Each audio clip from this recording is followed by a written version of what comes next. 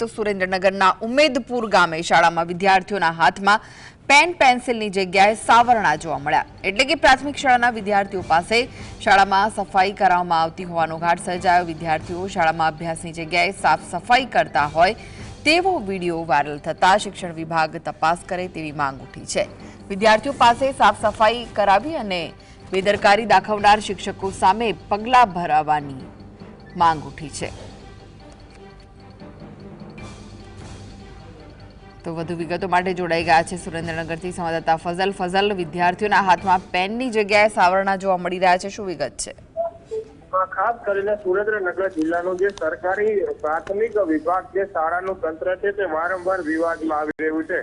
ત્યારે ખાસ કરીને સુરેન્દ્રનગર જિલ્લાના ઉમેદપુર ગામે આવેલી સરકારી શાળામાં જે અભ્યાસ માટે જતા વિદ્યાર્થીઓ છે તેમની પાસે શાળાના શિક્ષકો અને ખાસ કરીને આ શાળાના સંચાલકો દ્વારા સાફ સફાઈ કરાવવામાં આવતી હોવાનો ધડાકો થયો છે અને વાલીઓ દ્વારા આ વિડીયો છે તે સોશિયલ મીડિયા ઉપર પણ વાયરલ કરવામાં આવ્યા છે અને જે બેદરકારી દાખવનાર શિક્ષકો છે, આચાર્ય છે, તેના વિરુદ્ધમાં પગલાં ભરવામાં આવે તેવી માંગ કરવામાં આવી રહી છે। એક તરફ જે સુરેન્દ્રનગર જિલ્લાની સરકારી શાળાઓ આવેલી છે તેમાં વિદ્યાર્થીઓની સંખ્યા સતત નીચી જઈ રહી છે, ખાનગી શિક્ષણને મહત્વ આપવામાં આવી રહ્યું છે, ત્યારે બીજી તરફ હવે સરકારી શાળામાં અભ્યાસ કરતા બાળકો પાસે પેન્સિલની જગ્યાએ શિક્ષકો દ્વારા સાવરણા પકડાવી અને આ જે કમ્પાઉન્ડ છે શાળાની સાફ સફાઈ કરવામાં આવતા હવે આ સમગ્ર વિવાદ છે જે વકરવા પામ્યો છે। આ મુદ્દે યોગ્ય તપાસ કરાવવામાં આવે અને ખાસ કરીને જેના પણ કોઈ પણ દ્વારા બેદરકારી દાખવવામાં આવી છે તેના વિરુદ્ધમાં તાત્કાલિકપણે કડક પગલાં ભરવામાં આવે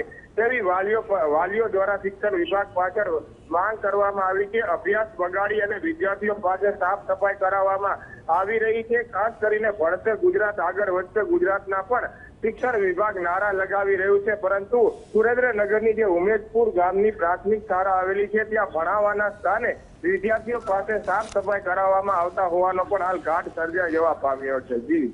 જી આભાર ફઝલ સમગ્ર માહિતી આપવા માટે।